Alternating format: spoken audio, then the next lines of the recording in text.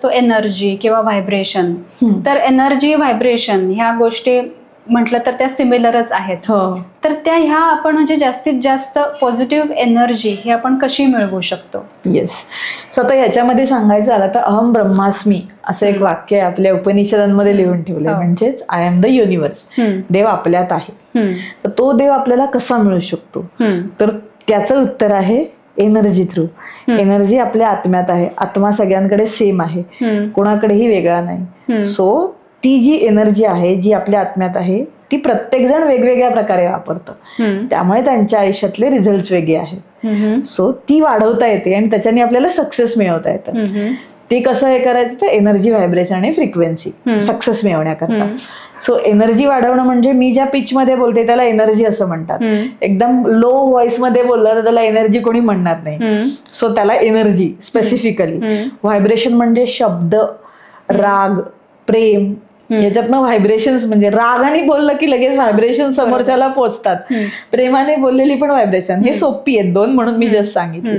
तर आपल्या मनातल्या मनातही आपण शब्द उच्चारत असतो, कम्युनिकेशन करत असतो, स्वतःशी बोलत असतो, इतरांशी, त्याने व्हायब्रेशन निर्माण होतात. आणि फ्रिक्वेन्सी FM रेडिओची, तर त्या चॅनलला ट्यून इन केल्यानंतरच गाणं ऐकायला येतं. तसंच आपलंही आहे. त्या ठिकाणी पोचल्यानंतर त्या फ्रिक्वेन्सीला आपण पोचलो विचारांनी, तेव्हाच ती गोष्ट आपल्याला मिळते. सो युनिव्हर्सकडे पोचायचा मार्ग एनर्जी, व्हायब्रेशन, फ्रिक्वेन्सी. आणि युनिव्हर्स सेज तुझी विश ती माझी कमांड. तू जे मनात विचार करशील ते होईल. ते कशाने होईल? विचार, विश्वास आणि कृतीमधून होईल. तुम्ही जो विचारांनी आपण ती फ्रिक्वेन्सी अचीव्ह करू शकतो. हो, विचार, विश्वास आणि कृती. मग मला जे काही पाहिजे त्याच्याबद्दल माझा विचारही ठाम, क्लिअर असला पाहिजे, त्या विचारावर विश्वास असला पाहिजे आणि त्या दृष्टीने मी कृतीही केली पाहिजे. सो ह्या तिन्ही गोष्टी जेव्हा पॅरलली येतात तेव्हा you get a result. So हे असं सगळं आहे. आणि एनर्जी वाढवता येते फक्त आपल्या वागण्यातून, किंवा आपण जे मी म्हटलं विचार, विश्वास, कृती, ह्याच्यातून एनर्जी वाढवता येते आपली. आणि त्या एनर्जीवरच सगळ्या गोष्टी डिपेंड आहेत आपल्या आयुष्यामधल्या. म्हणजे मी एखाद्या आजारातून बाहेर पडलेली आहे, हा विचार झाला, तो विश्वासाने, तेवढ्या विश्वासाने ती बोलणं, आणि मग ती फ्रिक्वेन्सी आपण मॅच करू शकतो. कृती म्हणजे करू शकतो. कृती म्हणजे त्या दृष्टीने तुम्ही काय प्रयत्न करताय, डॉक्टरांकडे जाणं आणि ह्या सगळ्या त्याच्याबरोबरच्या गोष्टी फॉलो करणं. म्हणजे मोठ्या रोगांसाठी तर नक्कीच आपल्याला जावंच लागतं. आणि त्याच्यासोबतच या सगळ्या मोडॅलिटीज जे काही मी आतापर्यंत सांगितलं, निगेटिव्ह विचार, कारण सायकोसोमॅटिक सुद्धा असतात बऱ्याचशा गोष्टी, तर ते मनातही खूप असतं. ते मनातलं बाहेर पडलं की औषधही रिस्पॉन्ड चांगली करायला लागतात, असा त्याचा हे असतो. आणि ते पूर्णपणे बरं व्हायला मदत होते आपल्याला.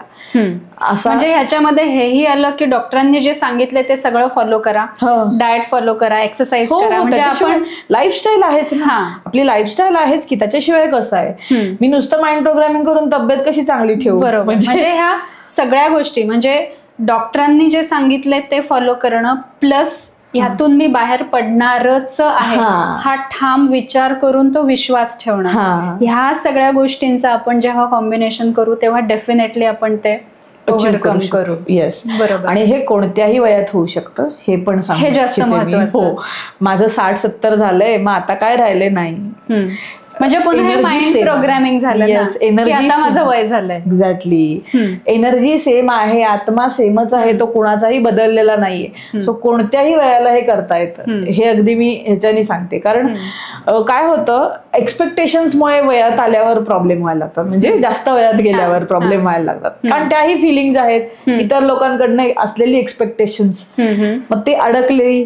मग जॉब करणारे घरी थांबले की मग टाइमपास करायला म्हणजे काय करू हा विषय होतो. आणि त्याच्यातनं जे विचार वाढत जातात. मग दुसऱ्यांनी, आपल्या मुलांनी आपल्या मनासारखं वागलं नाही, त्याच्यातून गोष्टी वाढत जातात. सो या सगळ्यातनं गोष्टी वाढतच जातात. सो आपलं रुटीन तयार करून घेणे हा सगळ्यात योग्य हे ठरतो. आणि आपल्याला जेव्हा आपल्या घरातल्या लोकांना, म्हणजे नातवंड असतील, सासू, सुना, मुलं, काय जे असेल, त्या सगळ्यांना वेळ देणे, हे आपण आपल्या रुटीन मधून काढून ते करायचं. आणि खूप पर्टिक्युलरली करायचा प्रयत्न करायचा. सगळीकडे जमतच असं नाही, पण प्रयत्न केला तर तुमची तब्येतही छान राहते आणि तुम्ही सगळ्यांना आनंदी पण ठेवू शकता आणि स्वतःही आनंदी राहू शकता. आणि स्वतः आनंदी राहिल्याने कोणालाच त्रास होत नाही. असं एक हे असतं. सो एनर्जीचा हा इफेक्ट छान होऊ शकतो आणि पॉझिटिव्ह एनर्जीमुळे आजूबाजूची लोक सुद्धा पॉझिटिव्ह होतात. नक्कीच नक्कीच हे नक्की आहे.